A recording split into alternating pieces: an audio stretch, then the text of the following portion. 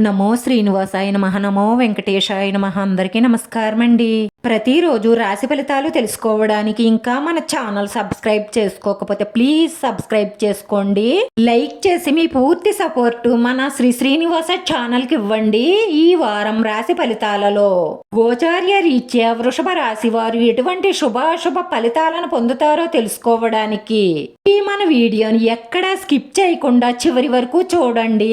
ఈ రోజు మీ మనసుకు నచ్చిన ఒక అందమైన స్త్రీతో ఎప్పటినుంచో చెప్పాలనుకుంటున్న మీ మనసులో మాట చెప్తారు. ఇలా చేసినట్లయితే మీరు ఈ రోజు ఒక పెద్ద షాకింగ్ న్యూసే వింటారు. మీరు ఇలా చేసే ముందు వెనక ముందు ఆలోచించి నిర్ణయం తీసుకోండి. లేదంటే మిమ్మల్ని నిలువునా ముంచేసి మోసం చేసేసే అవకాశాలు ఎక్కువగా గోచరిస్తున్నాయి. మీరు మీ గృహంలో మార్పుని కోరుకుంటే ప్రతి శుక్రవారం దుర్గా అమ్మవారి గుడిలో కుంకుమార్చన చేయించుకోవడం వల్ల మీకున్న ఆర్థిక ఇబ్బందులన్నీ దూరం అవుతాయి. సంతోషంగా కాలం గడుపుతారు. శుభవార్తలు అందుకుంటారు. మీ కుటుంబ పరిస్థితులన్నీ సంతోషకరంగా మారతాయి. అందరి ప్రశంసలు అందుకుంటారు. విందు వినోదాల్లో పాల్గొంటారు.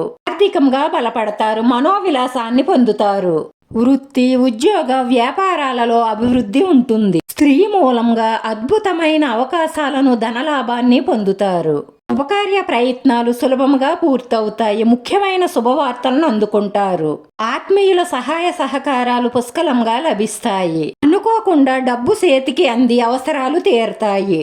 నూతన వస్తు, వాహన, వస్త్ర లాభాలు గోచరిస్తున్నాయి. దైవ దర్శనం చేసుకుంటారు. కుటుంబ సౌఖ్యం ఉంటుంది. రాశి వారికి రాను రాను అదృష్టం కలిసి వస్తుందనే చెప్పాలి. వృత్తిరీత్యా అనుకూలమైన స్థాన చలన మార్పులున్నాయి.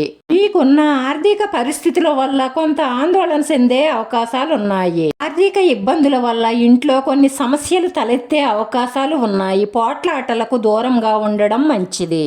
పోట్లాడుకోవడం వల్ల ఉన్న కాస్త మనశ్శాంతి కూడా దూరం అవుతుంది. ఎలాంటి సమస్యలైనా సరే కుటుంబ సభ్యులు ఒక చోట కూర్చొని మాట్లాడుకొని పరిష్కరించుకోవాలి. అంతేగాని పోట్లాడుకోవడం వల్ల ఇంకా సమస్యలు పెరుగుతాయి తప్ప తగ్గవు. స్థిరాస్తులకు సంబంధించిన విషయాలలో తొందరపాటు నిర్ణయాలు తీసుకోకండి.